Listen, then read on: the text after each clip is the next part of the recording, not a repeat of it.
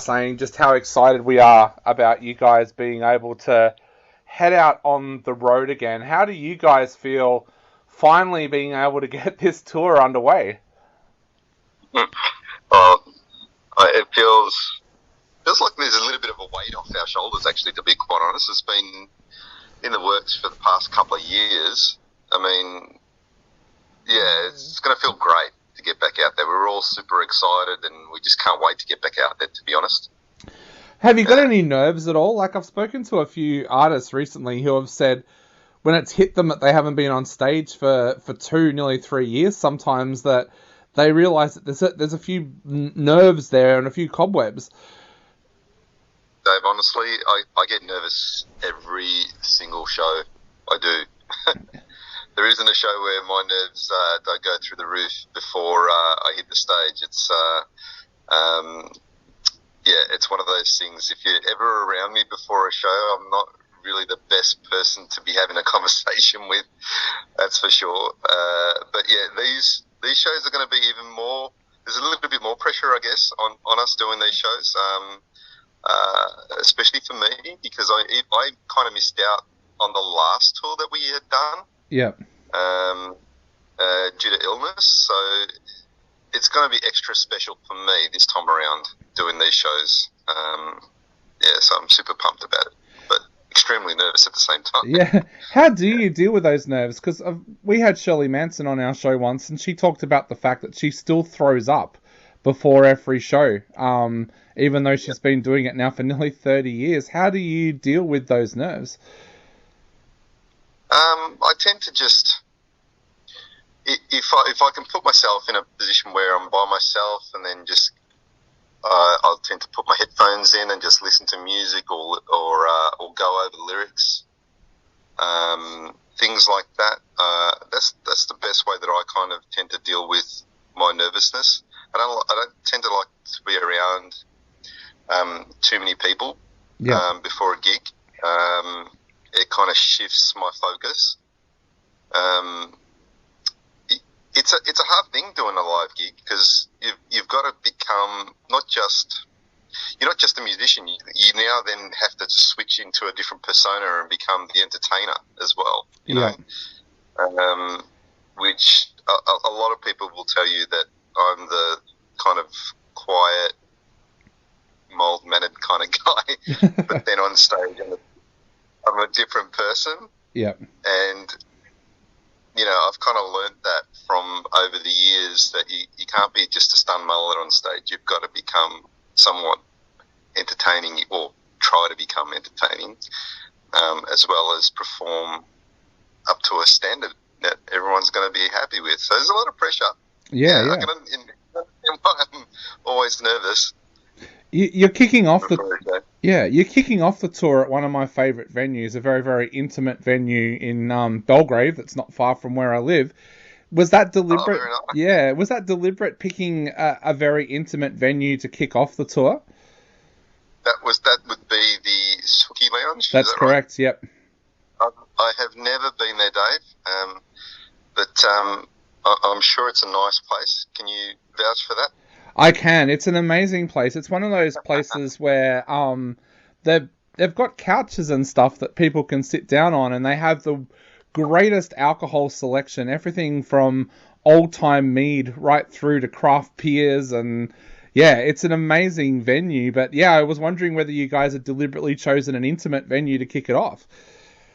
To be quite honest, I had no hand in choosing venues this time around. So I would probably, credit that to perhaps Destroy All Lines or the Hard Drive agency for picking the venues for this particular tour. So that'd be interesting. Yeah, I've never been there personally myself, so I'm really, really looking forward to it, to be honest. Yeah. Yeah. By the sounds of it, it sounds like a fun place. Oh, it's an amazing place. It's up in the Dandenong Ranges, so it's got that kind of bush country kind of vibe to it, but with that metropolitan style as well. It's a kind of a really weird mix, but I see a lot of acoustic shows there, so a lot of bands come through town and they want to warm up with an acoustic gig, so they go there first. Nice. Okay. Yeah. Yeah. Oh, that's pretty cool. No, well, I'm looking forward to it, that's for sure. Yeah. So tell us a little bit about how frustrating it's been for you guys over the last year. You've had the album come out. It was a brilliant album. What's it been like for you guys kind of sitting on these tracks and not being able to play them live? I think it got to a point, like in the beginning, when we sort of released the album in 2020. Yep. And we thought, all right, well, let's follow the album launch, follow it up with an album launch, and then follow it up with doing some shows. And but of course, the inevitable was every show that we wanted to do was either cancelled because of lockdowns and the pressure of not being able to get out there because of COVID. It did put a dampener on it for quite some time, and we did try a couple of times to reschedule the shows, but it got to a point where we thought, this is getting us nowhere. We need to shift our focus and energy, not on sort of cutting our losses and not doing these live shows until it's at a time where everything is completely open. It's a hard thing trying to organise a tour, rebooking shows, and then relining up venues again on certain days and dates that we're all available to do the gigs. So we thought, look, rather than just constantly rebooking and redoing these shows, let's just put the live shows for Dead Elysium on hold. And in that time frame, we just shifted our energy and focused on writing new music. Yeah. Which is what we did. Yeah. So what can we expect from that new music? I know I've been talking to a lot of bands that have been talking about the fact that by the time they've been able to get out and tour the album that they've had come out, they're almost ready to release a new album. How far along are you guys with that new music, and what can we expect from that new music? Yeah, well, it's exciting. It's always good writing some new stuff, It gives you that new lease on life almost, It's like creating new babies. Yeah. For me, the new stuff, without delving into it too much, I would say it's for me it's really exciting to hear some of the new stuff that Chris has come up with. He's a phenomenal songwriter. We're approaching the recording side a little bit different this time around too. Yep. I'm doing all the vocals still with Dean Wells from Terra Maze, and we're giving this recording a bit of a fresh look on how we're doing things as far as the vocals are concerned. We are actually going into the studio with no lyrics, no vocal melody in mind, and we are just practically coming up with everything there and then on the spot. Yep. So that's writing lyrics on the cuff, figuring out all the vocal melodies there and then in the studio, and then putting down those fresh ideas straight down onto a recording. So it's a different way of how we have approached our previous albums in the past, where Chris and I would catch up with the music that he's created, and then we'd come up with vocal melodies there, and then we'd write up all the lyrics, and then from that we'd create a demo, and then from the demo we'd then take that to a studio, and then so it's a real lengthy process. Yeah. Whereas now we're pretty much straight into the studio. Right, let's come up with these lyrics, let's come up with this vocal melody, and then we're just laying the tracks down as we're creating it. It's pretty exciting. Wow. It's a different way of doing it for us, but it's pretty exciting.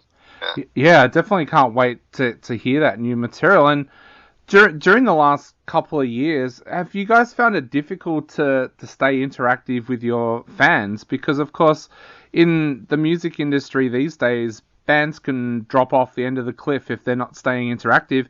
Has that been difficult to stay active with your fans, basically, to remind them that you are there? It has been kind of difficult with that.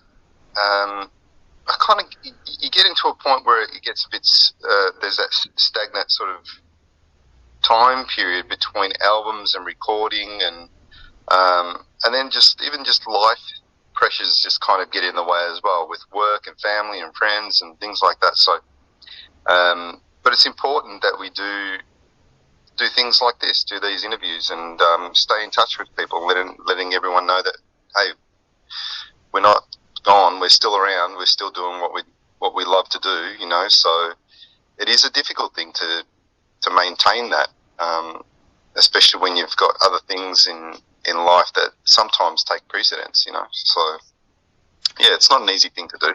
Yeah. We were talking about Sookie Lounge being such a unique venue to play at.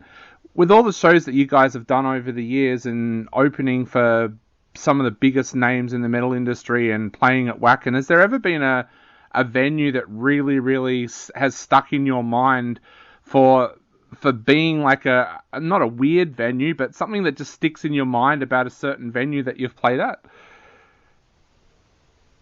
That we've played at, look, apart from the amazing Rod Laver Arena, that was, I mean, that those two shows there we did with Iron Maiden there, that was some nights to remember. And then apart from, you know, playing for the Hordes at Wacken, that was kind of memorable. But there was always a venue that I've always wanted to play at that we never actually got to play at. And it was a venue that was around many years ago, called the Art House.